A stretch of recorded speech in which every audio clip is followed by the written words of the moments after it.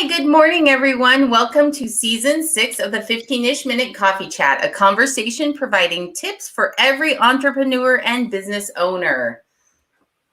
An expert in small business consulting and owner of Dale Carnegie, Hawaii, Jan Kaeo hosts Selena of Hauoli, Socially Inspired, and Anna of NomadAbout to share her expertise on excellent leadership qualities and how you can develop them as a small business owner. Yes. Ah. Hi, everyone. Okay, guys. Happy Monday. Yeah. If it looks a little different, if you are watching this on video and not in our podcast, I have a different environment today because I am back home in Hawaii, and I'm so excited. So it's early today, and our guest is from Hawaii, so I'm super excited about that. So. Hi. Yeah, Anna. we are. Hi. Yeah, we are super excited about our guest today, Jan Kaeo, that comes from Dale Carnegie. We're going to tell you all about her. Before we jump into that, though, just a really quick recap with last week's guest. We had a great guest last week, don't you think? Oh, yeah. Super awesome. Yeah. Amazing conversation. I could say 10. Yeah. Amazing conversation with Janae just about like getting out there with social media, being present in your business, like really like just doing all the things that you need to do to make yourself successful, even if you're not quite certain how exactly to do it, which I think is something that every owner, business owner, every entrepreneur has experienced at some point in their life, right?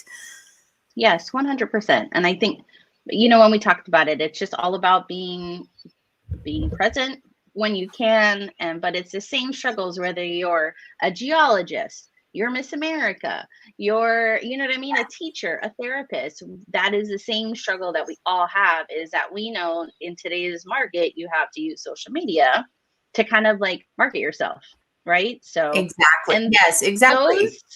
Those 4 titles are people that have been on our show, you guys. So it's like, yes. Yes. That's right. Anyway. A geologist, Miss America. Yes, it is 4 titles of people that have been on our show, which is awesome. Right. So today's topic is all about leadership, and we're kind of doing a little bit of a different format. So let's just start really quick with asking our first question.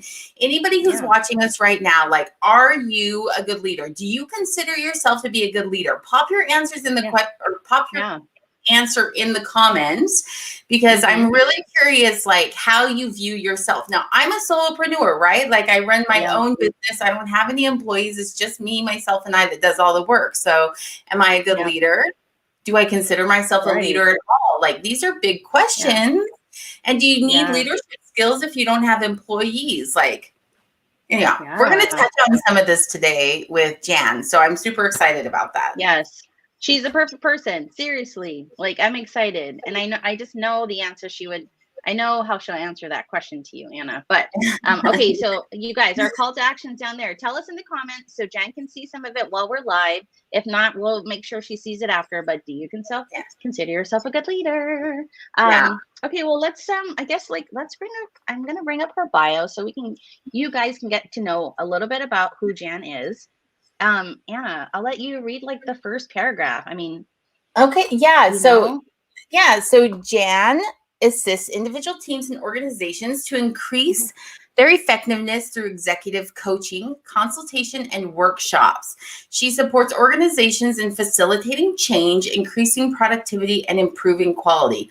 All things everyone needs, organizations big or small, change, productivity, quality, all the kind of stuff. So we're super excited to have her on with us today. I'm going to let you just read her bio, but I do want to point out 2 things. She was the 2020 Small Business Leader of the Year, recognized by the Pacific Business Journal, and the 2020 Millennium Club recognition, recognized by Dale Carnegie and Associates. So this is not some small fry like lady. We're talking about somebody who's got some power behind her words. She's got experience, awards, and recognition, and she knows what she's talking about, right? Yes. We're so excited we get to share her with people today. Like, and I say this all the time, like, when we ask guests to come on, we are intentional on who we ask, because we know we want to provide value to people that like listen in, because that's your time.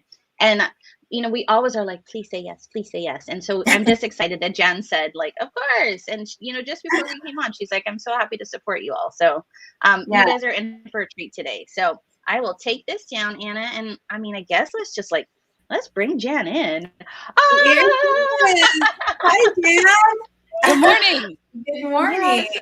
Welcome to the show. Thank you for also being up early with me. Like, I'm in your neck of the woods today, Jan. So, Absolutely. Look, we already have a comment. Sandy said, I've been in management most of my life and have done tons of leadership. I think I'm good.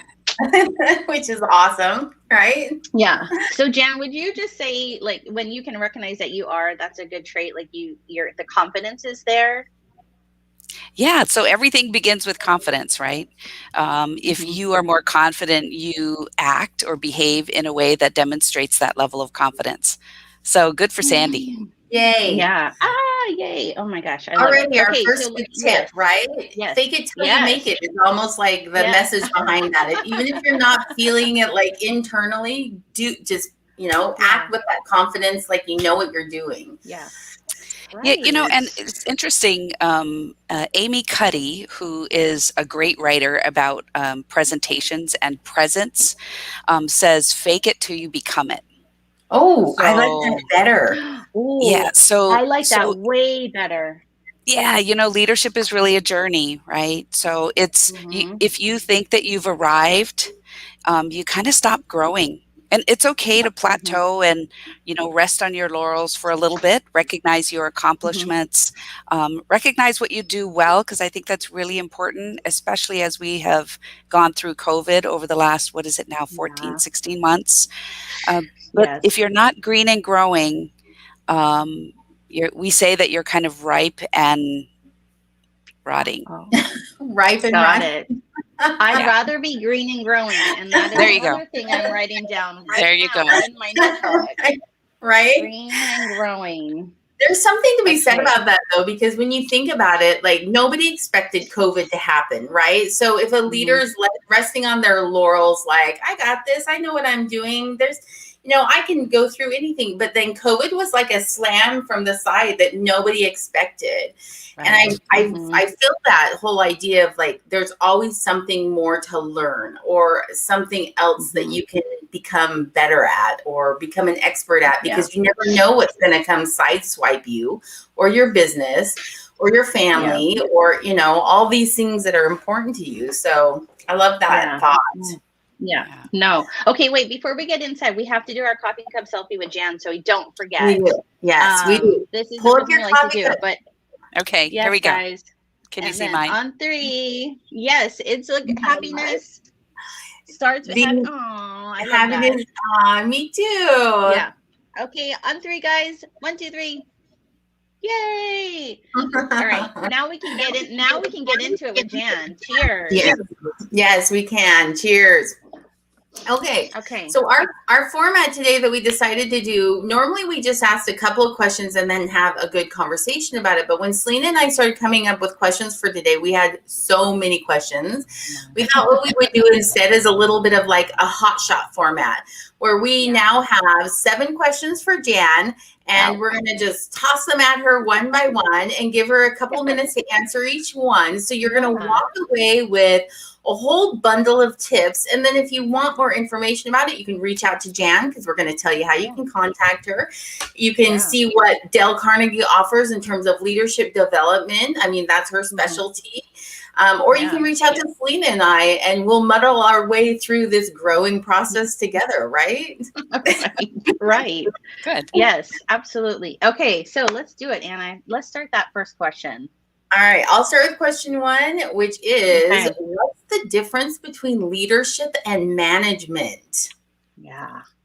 Wow, that's a key question, because many managers label themselves as leaders, and they may or may not be, right? So when you think of leadership versus management, think about leading people and managing process and tasks.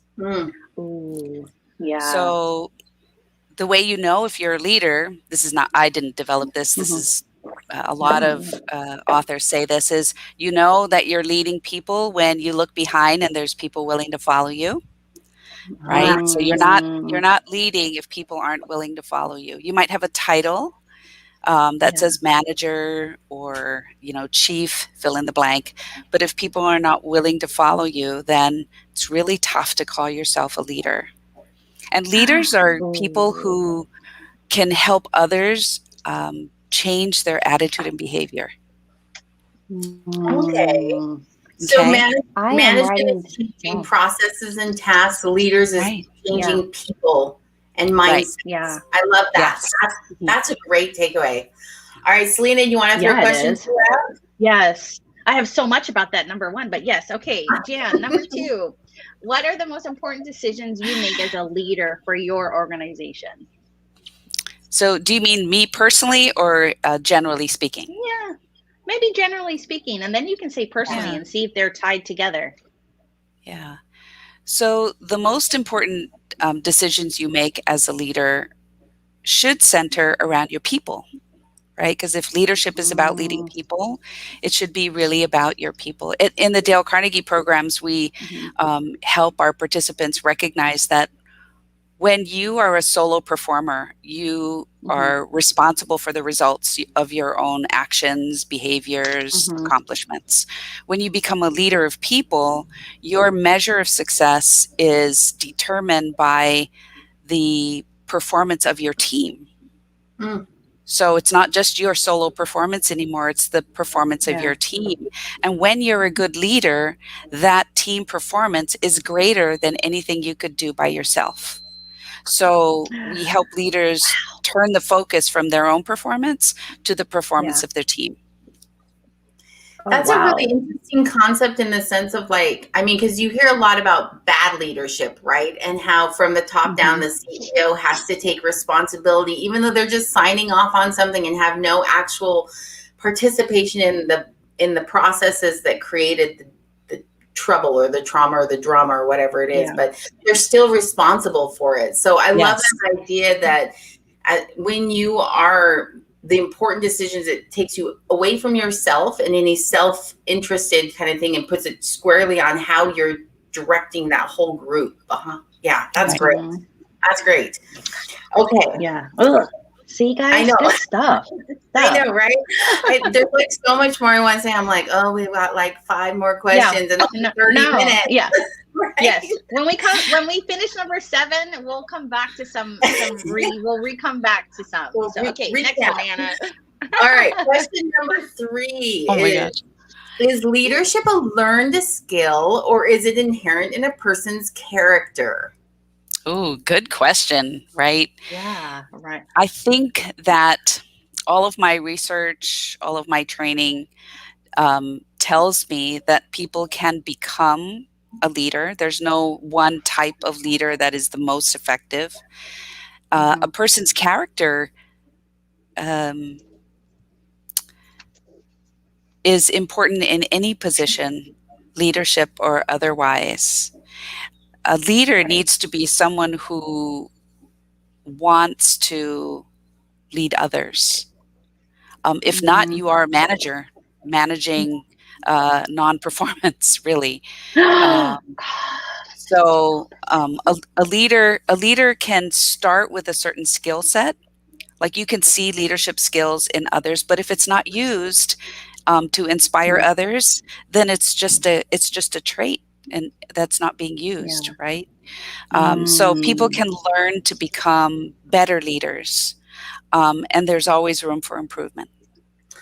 Would you say the character is more about the style of leadership maybe somebody exhibits? You know, like you have, I'm thinking like sports coaches, right? You've got the one that's like the mother figure maybe a little bit where they're encouraging with praise and positivity and the pat on the back. And then you've got the other type of coach that's like the what's wrong with you? You know, get out. You know, with like the I don't want to say belittling. That's not really the word I want to use. But it motivates with the almost criticism, the tough love, right? Tough love. Thank you, Selena. That's a great word for it. That tough love. So, do you think that's where the character comes into the leadership values? Then, in that sense, I think it's not so much character as it is style. Style. So when we look at behavior on any level, there's usually, when we talk about behavior, it's usually dropped into 4 different categories. So kind of what you're talking about is that driver personality, right? Or that amiable personality, or you could have a leader that's more of a financial has more of a financial approach. Everything relates to numbers or dollar figures or cost savings. Or it could be a leader that's more technical in their approach. They have to follow the policies to a T. They have memorized all of the rules and regs of their department. So it's more of a style than it is a character. So that's really, so there's 4 main styles. Yeah. Did we just get that from you then? Driver, amiable, financial, and technical? Yeah. That's awesome. Okay. Yeah, that's definitely. I gotta come back to that because I want to make sure I read it. Right? It feels like I want to do like this self-test and be like, what kind of leader am I? I know. I want Jan to tell me, what kind of leader are you, Selena? Okay, number 4. We got to move to number 4. I'm going. Jan, how has leadership changed over the past 20 years, would you say? Oh my gosh, that's an easy one because we do a lot of programs centered around leadership and developing leaders. 20 years ago, leaders were really fortunate that they only really needed to have 3 communication tools to be effective. And it was because the population really responded well to those 3 leadership tools. And so those tools are, when I need you to do something and you don't do it, I'm going to repeat myself because clearly you weren't paying attention. So I need to repeat myself. Right? Yeah. If that doesn't work, then my second communication tool is I'm going to speak louder because clearly you're kind of hearing impaired. You didn't hear me the first time or the second time. So if I speak louder, maybe you'll be able to hear me and do what I need you to do. Right. And then the third communication tool is that if the repeating and speaking louder didn't work, I'm going to speak harshly to you. That tough love tone of voice, I'm going to use that because I'm going to catch your attention and then you're going to do it because I said so. Yeah. So even as a few years as 20 years ago, that perspective or approach or style worked. Wow. In the last 20 years, though, our newest generation in the workforce, which is Gen Z, and then those that are after Gen Z, right? The millennials, Gen Z, the newest who are just graduated from high school, they don't respond well to tactic number 2 and 3. In fact, it's so challenging to be able to keep them engaged because of social media, I think, and the technology that's available to all of us. We have, as leaders, need to develop other tools to be more effective. I think in the last year, it's really challenged leaders like never before.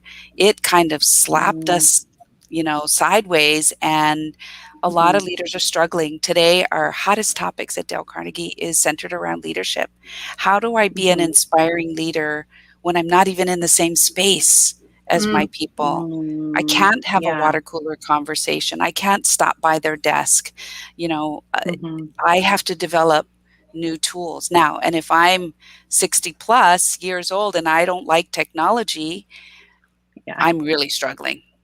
Yeah. Right? Yeah.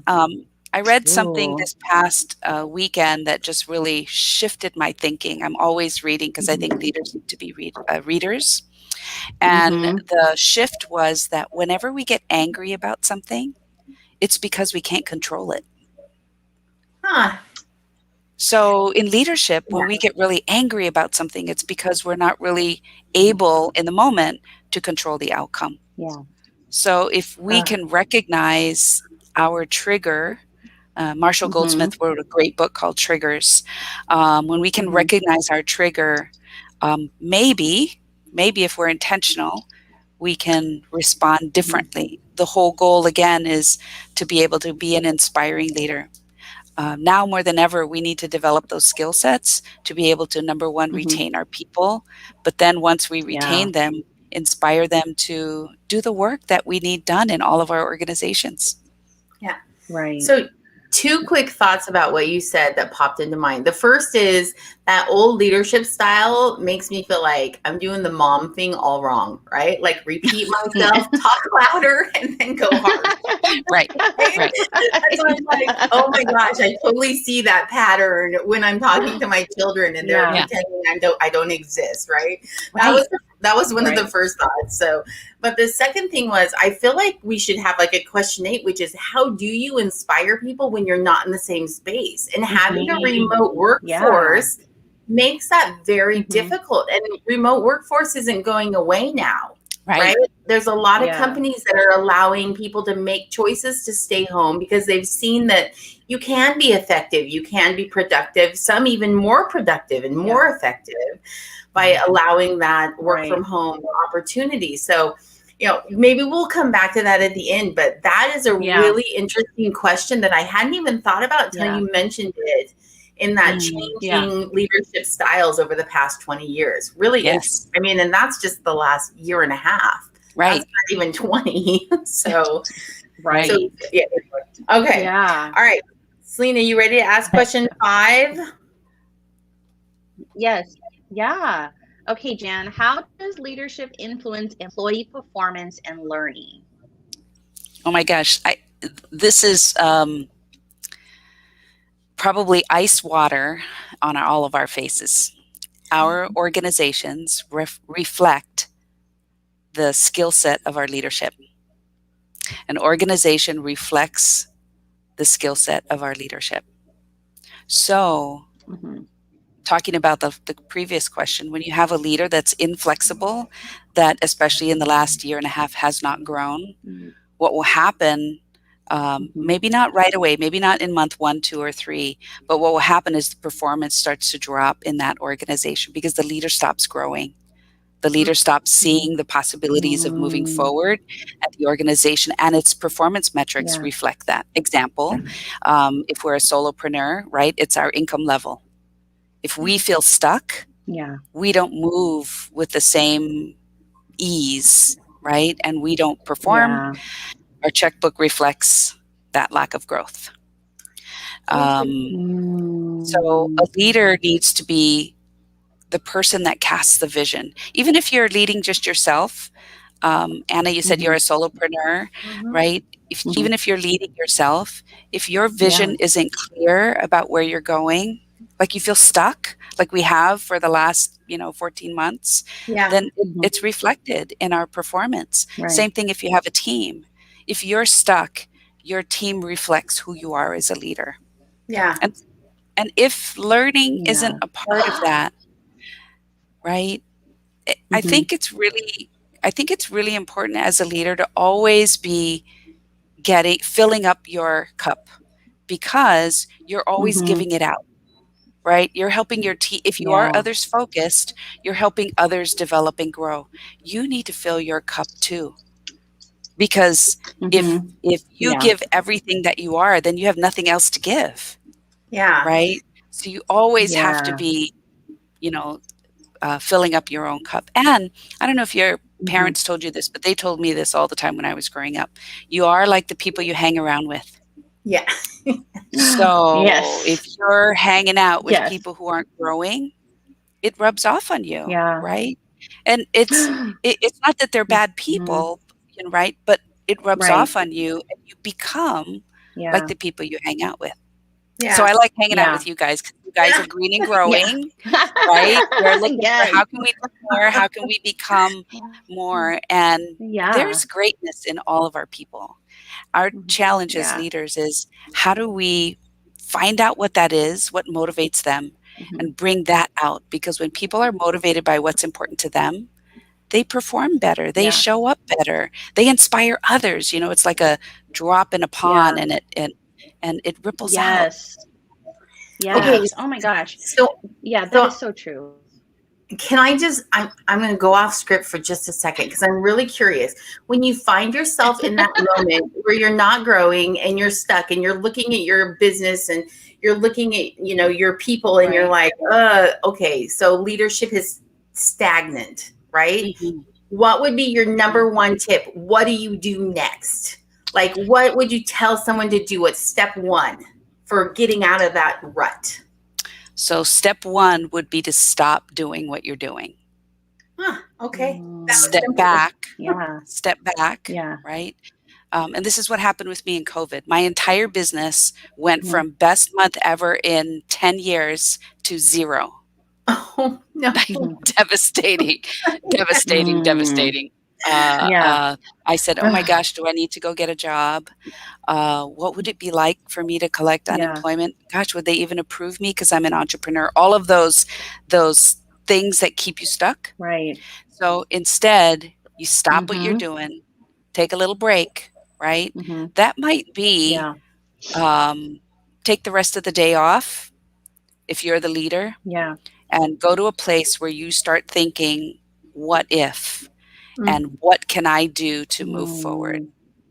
Right? You're either going backward, you're staying the same place, or you're moving forward. You got to keep moving forward. You cannot allow the environment to put you on, to put the brakes on. Because if you can't move forward, your people can't move forward either. I love that recognition of those three things. You're either going backward, you're staying stagnant, or you're moving forward. There really is no other option. I mean, you could sideways, but that's really kind of stagnant. You know, that's not really going anywhere. But okay, I love that. All right. Definitely a good food for thought. Yeah, and remember, it's the leaders. It's the leader's responsibility to cast vision, to show the people where they're going, right? And if you as the leader can't cast that vision because you don't have one anymore because COVID hit and I'm struggling, am I going to be alive? You know, all of those things that are very real concerns, your people are going to reflect that. Maybe not today, but maybe next week or next month or 3 months from now when you don't hit your goals. Right. And that makes sense. I mean, they're all tied together. So yes. Okay. All right. Question number 6, Jan. What one mistake do you see leaders making more frequently than others?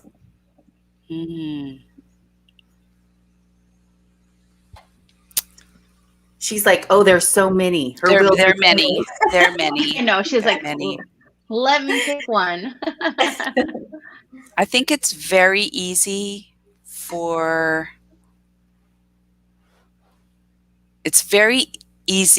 leaders to pretend that everything's just fine. That we just keep moving.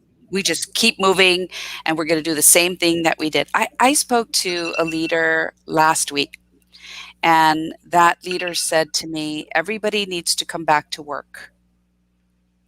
They need to come back to work because, and there's no different reason other than before the pandemic, we all worked in the office.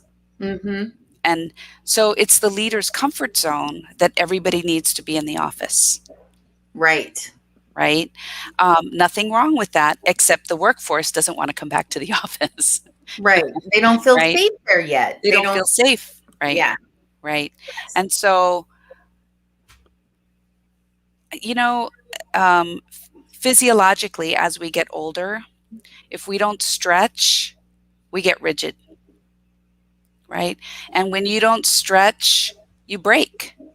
Or in this case, in leadership, you break your people. And right now, all of us cannot afford to have our people quit on us and go somewhere else where they feel more valued, where they feel that your leader cares about you. We can't afford that. We need to be that leader. So we need to stretch and say, what inspires our people and what can I do to continue to inspire them to perform at the level that I need them to perform so that our organization, our department, our team can be successful. And when you stop and think back to what you said earlier, which is that you as a leader, your success is squarely placed on how are your employees doing. So if you're losing employees, you're doing something wrong. Right. So there's something that's not right. The way you're communicating or your rigidity, I guess, in your policies, or you're clearly not hearing or understanding their needs set so they can thrive. Is what. So that is very interesting. Yeah. Dale Carnegie did a study all the way back to 2012, and they've continued to add on to the study on employee engagement. And there's been many like big studies on employee engagement. It was the phrase in leadership for about 5 years. We're talking about it now because we need to figure out how to engage our team. But there are 3 things that drive engagement. One is and this is the one that we have the most control over, is the relationship with your immediate supervisor. When that relationship is good, the employee tends to perform. When the relationship is bad, right, the employee performs less. The second thing is trust in senior leadership. Are the leaders doing what they say needs to be done? Are they doing what they say? So trust in senior leadership. And the last is pride in the organization. So when those 3 things are in place, you have high engagement, right? And engagement is winning the hearts and minds of your people. They're doing that extra. They're making that extra phone call on customer service, right? They're completing the task before they go home. You know, that's an engaged workforce, as opposed to, nope, 4 o'clock, I'm out of here. Right. Can't wait to leave this place. Right. I sit in my car until 8 o'clock and then I show up. Right. That's a partially engaged workforce. And I mean, in my many years of working, I've been there. Okay, sorry, go ahead. Real fast. And Jan. Oh, wait, did I pop off? Am I still here? No, you're here. Okay, go I'm ahead. here Ask still, your right? question. Okay, Yes. Okay, Jan, I have a question. So if you're a solopreneur, right, and this, like you said, like how it's almost like everything you just said, though, it's like it definitely applies to yourself. Like you know, you're also your own employee, so do things like be kind to yourself, like you know what I mean, do things that you'll like yourself for, so that you will continue to do well for yourself and your own business. Like just because you're one person doesn't mean you don't need to be a leader for you, right? So think about why are you doing what you do? What is it that you're getting out of it? Yes, we all need money. They still don't take rocks at the store. You know, we need to operate with whatever currency you use, right? But most of us, when we have a level of accomplishment, we're not doing it just for the money. You still need money, but it's not just the money, right? Why do you do it, right? And when you get the results that you want, what do you do to motivate yourself to do it again? So I threw up question 7 because I felt like Selena's follow-on just fit right into that. As a one-person business, is leadership important, right? So I love the idea that as an entrepreneur or a solopreneur, you know, or small business owner, you know, where maybe you're working with your husband, or you've got like maybe one employee, but they're a VA or something along those lines, and you know, it's or contract employees where you have to also look internally and say, why am I still doing this? Am I finding joy in it? How do I re-find the joy in what I'm doing? Because that's that growth level we've been talking about. Otherwise, you go stagnant and you just do the same thing over and over again. You don't see the financial growth. You don't see the personal growth. You don't see the business growth. So that's great. What I see a lot of entrepreneurs doing, and I'm an entrepreneur too, right? Is that we work ourselves to the bone, to the point where we hate our lifestyle, we hate our job, we don't hate the work that we're doing, but we hate everything else about it. And why? Is because we're not speaking to what motivated us to do it in the first place. Some of us really want to do it because of the flexibility, the ability to be with our kids, the ability to be available to our spouse, especially military spouses, right? They want to keep that flexibility so that they can be their best for the people that mean the most to them. But what happens is, as you get busy, because entrepreneurs tend to be really good at accomplishing things, is that we're now working all day and all night. We are not working out and taking care of ourselves. You know, when the kids cry, we're like irritated because we have so much to do, right? We need to go back on what motivated us and make sure that our priorities are in the right place, so that we're there for the long haul.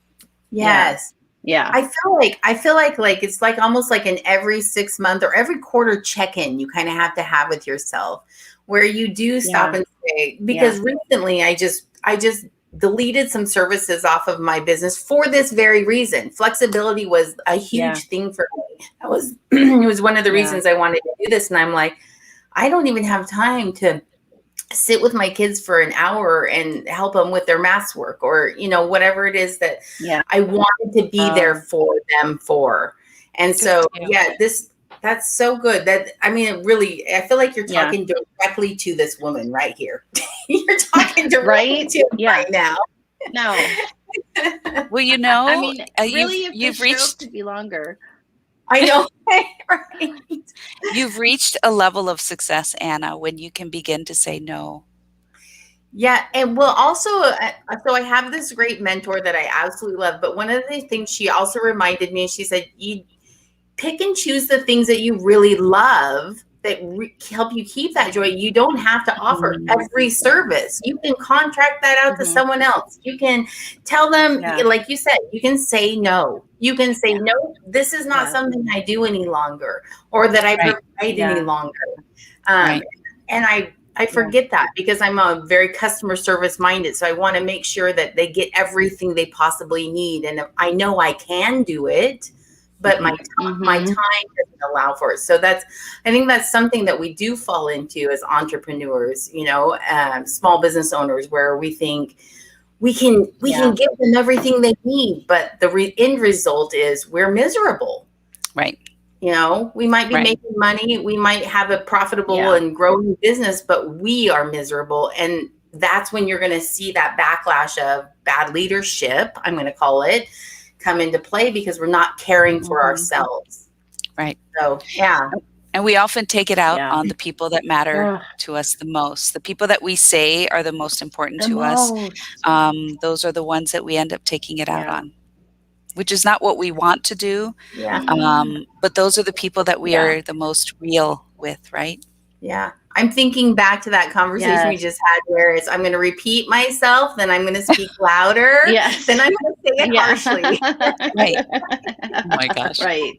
We're going to make some changes in all aspects of our life. Okay. I don't mean to move us along, but we're near the end, but Jan, I feel like you need to come on like again at some point, because you are dropping so much good like knowledge here that I'm like, I feel like you're my a leadership therapist. Do you know what I mean? Like, that's what you should be called. I do feel like I got a little leadership therapy this morning. I'm like, oh my gosh, I got some changes to make. Yes. Yeah. Well, both of you brought up something really, really interesting, and that is mentorship. Right? Leadership therapy is another word for mentorship. I think every leader needs to have a mentor. Yes. And not someone who wants to have a job with you, because personally, my philosophy is when I take on a mentor client, a consulting client on one-to-one, like executive coaching, I'm very clear that I'm here for an assignment. The evidence of my effectiveness is that you don't need me anymore. Yeah. Right. I don't want a job. I don't want a job that you're going to pay me X dollars an hour forever. I want to help you get to the next level. And then I want to let you go and be successful. Now, you could always come back with a new challenge, but the goal is, start to finish. And then you're confident that you can move on your own and continue to grow. And I think everybody needs to recognize or have mentors. I have just before COVID, which I find so interesting that I did this before COVID, is I had a mentor that I paid for myself out of pocket and talked to him every week for an hour for almost 2 years. Wow. I really needed to grow and I couldn't do it on my own. I have another mentor that I tie into about once a quarter. I haven't talked to him in 6 months, but usually once a quarter, and it's about a 3-hour session going over my goals, what I'm doing, how I'm doing it. And based on his expertise, he really guides me to the next level. And then I don't really need to speak to him probably for another 3 or 6 months. I've also, during COVID, really tied into podcasts like this one, Yeah. who can feed me information and concepts and ideas, help me to think differently, to be able to continue to move my team forward. The big challenge is that if there's no interaction, you're dependent on your ability to receive and process information accurately and then apply it accurately. Yeah. So sometimes that works and sometimes it doesn't. So you have to be recognizing when it doesn't. I really, this is one of the reasons why I love LinkedIn as a platform, is because I feel like people can put their thoughts out there and then you can comment back and forth and really dig deep into some of the topics and ideas. And I say LinkedIn because it's mostly focused on professional growth, right? Yes. As far as a platform.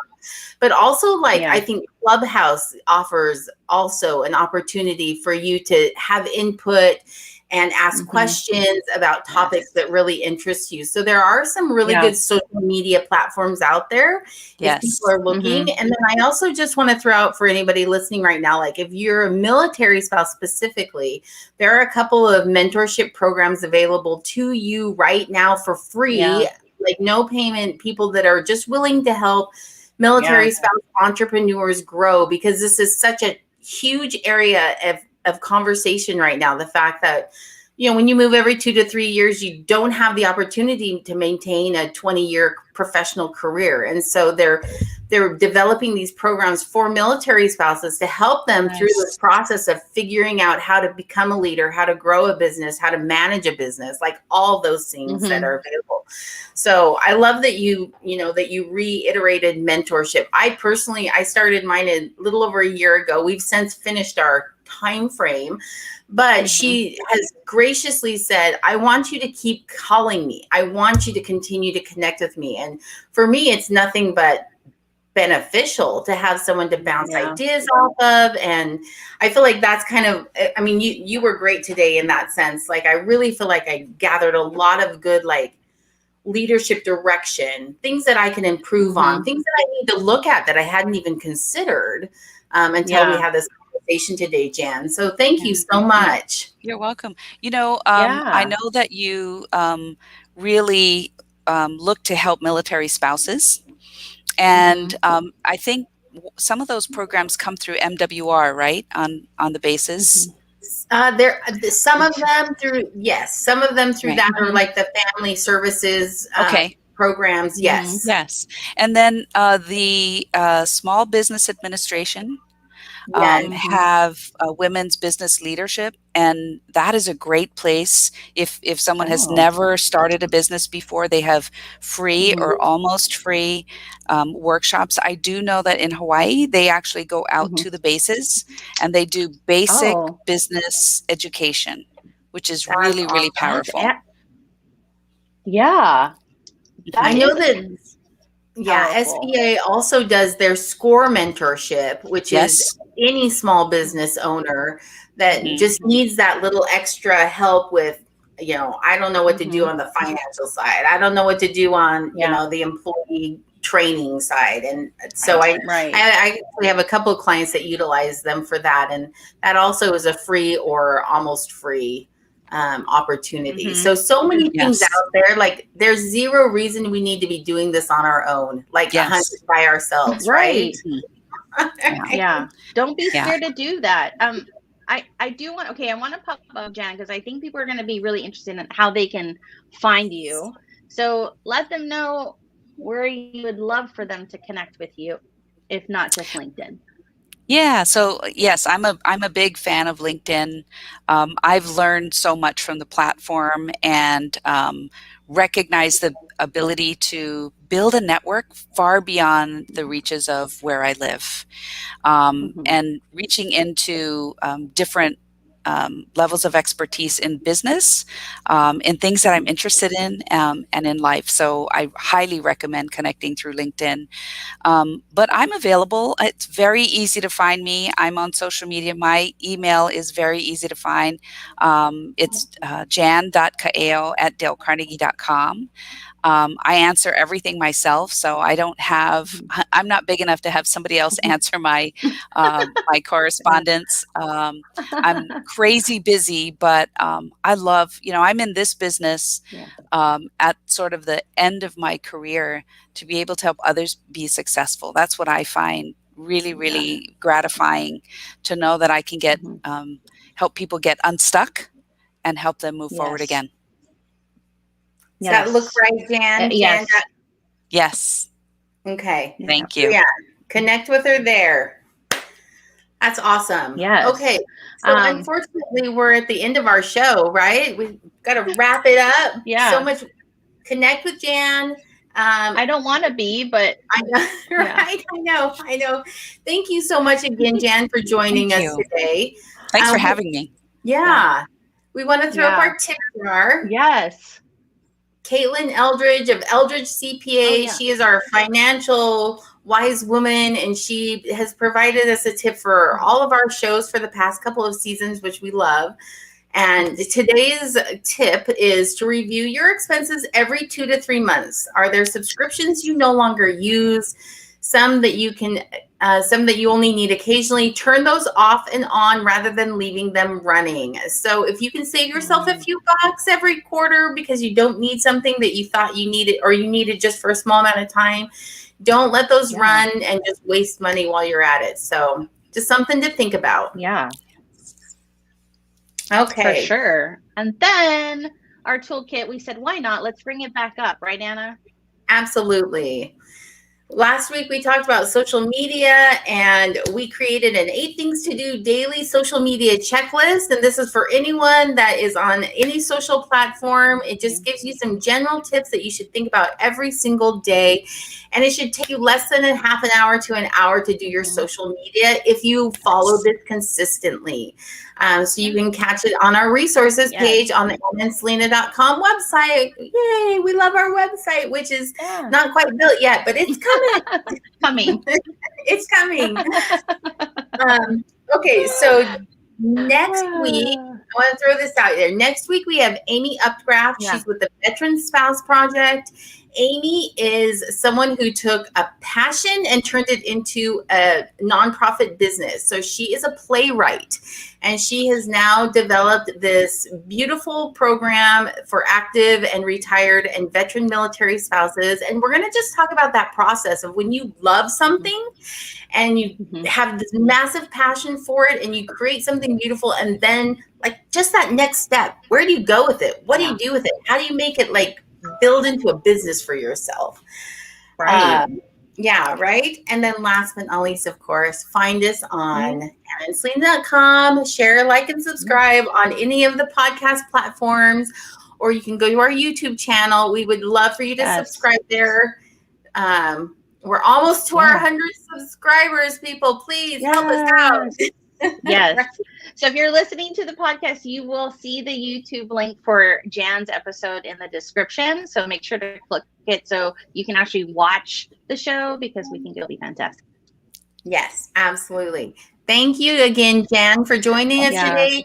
Thank you for everyone that tuned in live. And if you're catching the replay, make sure and leave us a comment and let us know that you watched.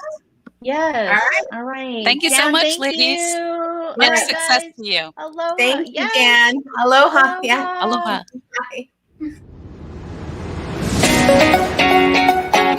Bye.